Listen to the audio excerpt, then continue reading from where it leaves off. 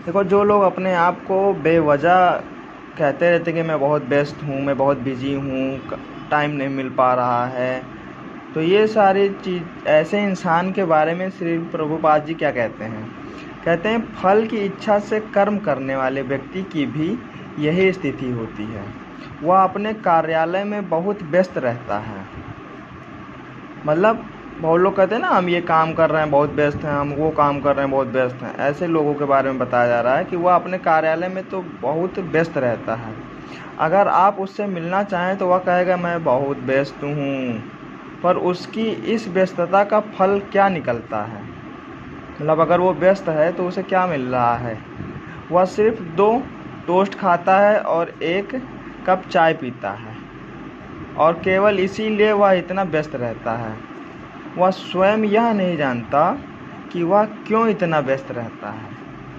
अपने खाते में जब वह देखता है कि पहले उसकी संपत्ति $10 लाख थी और अब $20 लाख हो गई है, तो वह संतुष्ट हो जाता है।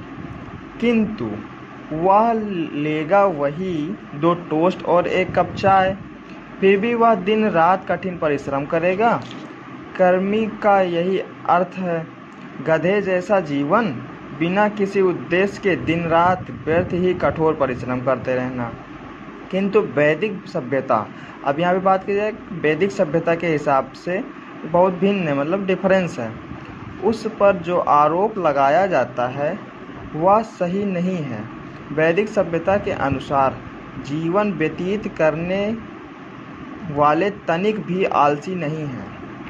मतलब जो वैदिक सभ्यता को फॉलो करते हैं वो कभी आलसीपना नहीं करते हैं, वे व्यस्त रहते हैं, पर किसी उच्च उद्देश्य के लिए।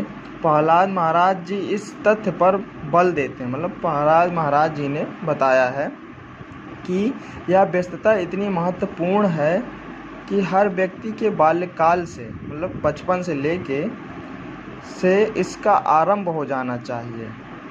कामोर आचरेत प्रज्ञा, हमें एक क्षण भी व्यर्थ नहीं खोना चाहिए। हमें एक भी मिनट अपना व्यर्थ नहीं जाने देना चाहिए। हर एक चीज़ के बारे में सोचते रहना चाहिए कुछ ना कुछ।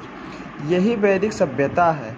जो मूढ़ होते हैं, मतलब मूर्ख होते हैं, कुत्तों और गधों के समान, वे सोचते हैं कि ये लोग मेरी तरह काम नहीं कर रहे हैं, और वे सोचते हैं कि हम कर्मों से दूर भाग रहे हैं।